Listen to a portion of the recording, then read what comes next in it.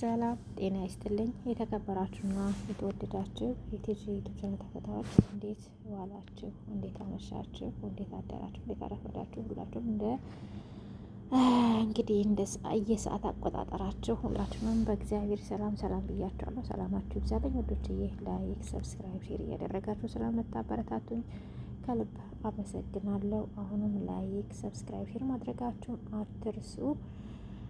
እና እንግዲህ ያው ማንበብ ላይ ብዙም አይደለሁም ብያችኋለሁ። ይቅርታ እየጠየኳችሁ እንግዲህ አሁን ዛሬ መጠን ያለች የሆነች ርዕስ ይዤ መጥቻለሁ። ያው እንግዲህ አንዳንድ ነገሮች ሳይ ማንበብ እወዳለሁ ብያችኋለሁ እና ግን እንደዚህ ኮልተፍተፍ ያለ ነኝና እንግዲህ እሱም ርዕስ የሚላል በሰርጓ ዜማ እናት ወንድ ልጇን ምን አለችው ይላል። እንግዲህ ያው እናት ለልጇ እንግዲህ የሰርጉ ዋዜማ ማለት ትንሽ የሆነ የምክር ነገር ለገስ አድርገዋለች። እንግዲህ እኛም እግዚአብሔር ወዶ ፈቅዶ ለዛ ካበቃን እንግዲህ እችን ምክር ይዘን እኛም ለልጆቻችን እንድንመክር እግዚአብሔር አምላክ ይፍቀድልን። አዎ እንግዲህ ለዚህ ክብር ያብቃን እላለሁኝ እኔ ወዶች። እንግዲህ ምን ይላል ርዕሴ? በሰርጉ ዋዜማ እናት ወንድ ልጇን ምን አለችው ይላል። የኔ ልጅ አሁን አንተ ትልቅ ሰው ነህ። ነገ ሌላ እናት ታገኛለህ። አዲስ ሰው ምግብህን ያበስላል፣ ሚስጥርህንም ይካፈልሃል። እኔ ከአነ እንግዲህ ይሄንን አላደርግልህም። እንደሷ እናትህን ውደድ። እስከ መጨረሻው በእጆቿ ላይ ከመተኛትህ በፊት ምክሬን ልስጥህ አለችው። አንድ ቀን ከአባትህ ጋራ እየተነጋገርን ነበረ። በጣም በስሜት የሆነን እንጯጯህ ነበር። በቁጣ ስሜት ውስጥ ሆነን ሳለ እኔ በድንገት አንተ የማትረባ ስለው በጣም ተሸማቀቀ። ወደ እኔ እየተመለከተ እንዴት እንደሱ ትያለሽ ሲለኝ ቀበል አድርጌ አዎ አንተ የማትረባ ሞኝ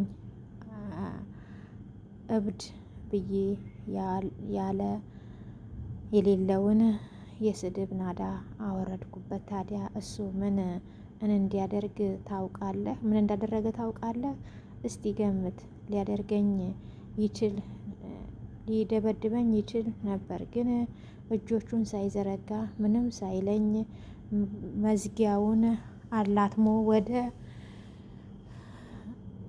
ወጥቶ ሄደ። ልጄ አባት ቢመታኝ ፊቴን ቢያበላሸው አንተ ዛሬ በተበላሸው ፊቴ ታዝንብኝ እና ታፍርብኝ ነበረ። እሱም እንደ አባት አትቆጥረውም፣ ሁሌ ታዝንበት ነበረ። የምትኮራበት አባት አይኖርህም ነበረ።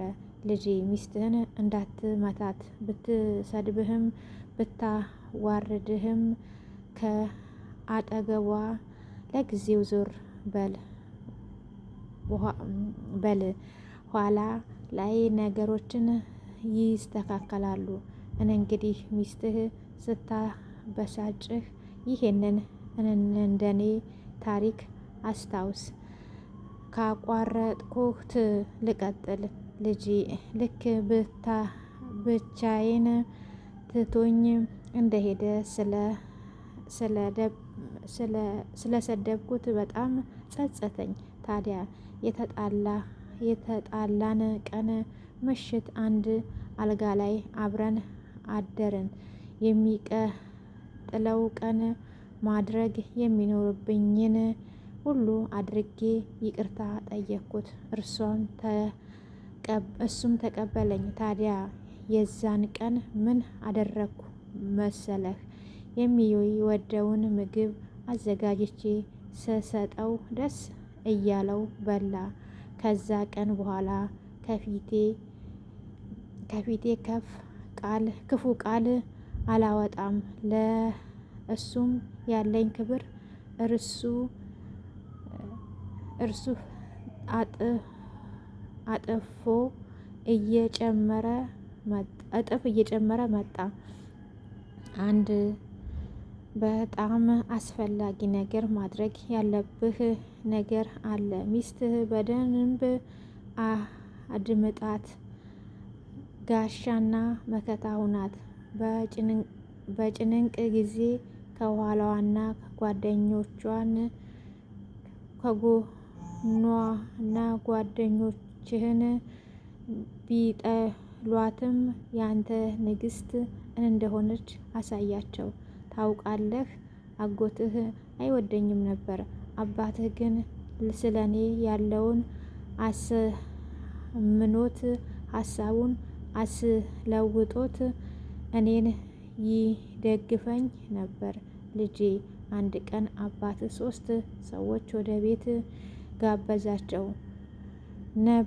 ጋብዟቸው ነበር። አንደኛው የስራ አለቃው ሲሆን 2 ጓደኞቹ ነበሩ። ምግብ አብስዬ ሁሉን አሟልቼ ካቀረብኩ በኋላ አንድ ነገር ረሳው። ጨው አልጨመርኩም ነበር። በጣም አፈርኩኝ። አባትህ ወዲያውኑ ምግቡን እንደቀመሰው ወይኔ ተመልከቱ፣ ወደ እነሱ ዞር አለና በጤና እክል ምክንያት ከወር በፊት ምግብ ውስጥ ጨው እንዳትጨምር አዝዣት ነበር ብሎ ሲስቅ ሁሉንም ሳቁና እባክሽ ጨው ስጭን ብለው ሁሉም እንደ ፍላጎቱ በመጨመር ተመገቡ። እንግዶቹም በሄዱ ጊዜ ተንበርክኮ ጌታዬ ሆይ ስለ ዋሸውክ ይቅር በለኝ አለ። ሚስትህ ልክ እንደ ሕፃን ናት። አንዳንዴ ምን ማለት ወይም ማድረግ እንዳለባት አታቅ ይሆናል። ነገር ግን ተነስተህ ስለ እሷ ስትል ተናገርላት። ልጄ፣ ስለ ግብረ ስጋ ግንኙነት ልንገርህ። ወሲብ ጥሩ ነገር ነው። ሚስትህ በወሲብ የምትደሰተው ከአንተ በላይ ከሆነ አይግረምህ። ታውቃለህ፣ አንዳንድ ቀን እኔን በጣም ያስፈልገኛል። እሱ ግን እስከዚህም ይሆናል። ሌላ ጊዜ ደግሞ እሱ በጣም ያስፈልገዋል፣ እኔ ግን እስከዚህም እሆናለሁ። አንድ ማወቅ ያለብህ ነገር ራስ ወዳድ አትሁን። አንደኛው ሌላኛውን መረዳት አለበት። አስቸጋሪ ጊዜያት ይመጣል። አባትህን ለመደገፍ ስል 2 ቦታ ስራ እሰራ ነበር። ታዲያ አንድ ቀን ምሽት በጣም ደከመኝ። ወደ መኝታ ክፍል ሳመራ እሱ በጣም ተነቃቅቶ ተጠበቀኝ። ግን አልተቃወምኩም። ቢደክመኝም ፍላጎት እንዳለው ሰው ሆንኩለት። ነገር ግን እንደጠበቀው ስላልሆንኩለት ፊቴን አይቶ በመረዳት ምን ሆነሻል አለኝ። ምንም አልሆንኩም። ከዚያ ስለተረዳኝ እቅፍ አድርጎ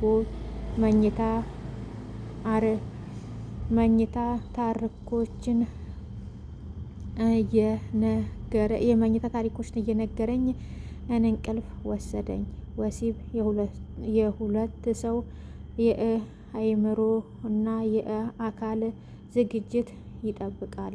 አንዳንዴ ሚስትህ በደንብ ተመልከታትና ተረዳት።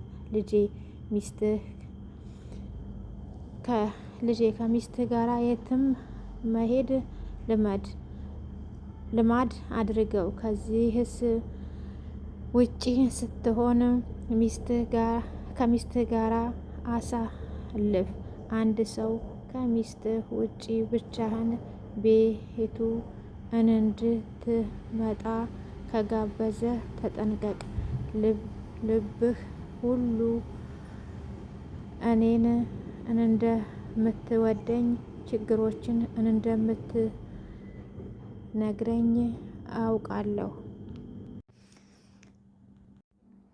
አሁን ግን ይሄ ሁኔታ ተቀይሯል። ከነገ በኋላ ሚስትህን ሁሉንም ነገር ማወቅ አለባት። ከእሷ ጋራ ስትጋጭ ወዲያውኑ ወደ እኔ አትሩጥ። ለአንድ ወይም ለ2 ቀን ታገሳት። ከዚያም ነገሩ ጋብ ሲል ተረጋጉ፣ ጸልዩበት። ስለ እሷ በሌላ ሰው ለማንም አትናገር። በመጨረሻም በየወሩ ከሚስትህ ጋራ እየመጣችሁ ጠይቁኝ። ጥሩ ትዳር እንደሚኖርህ ተስፋ አደርጋለሁ። አንተ ምርጥ ልጄ ነህ። እግዚአብሔር ይባርክህ። ወደፊት ጸልይ። ሁሉንም የእርሱን እርዳታ እሻ ይላልና ውዶችዬ፣ በጣም አመሰግናለሁ። ክበሩልኝ። ላይክ፣ ሰብስክራይብ፣ ሼር እያደረጋችሁ አበረታቱኝ። እንግዲህ እየተንተባተብኩኝ ጨርሼዋለሁ።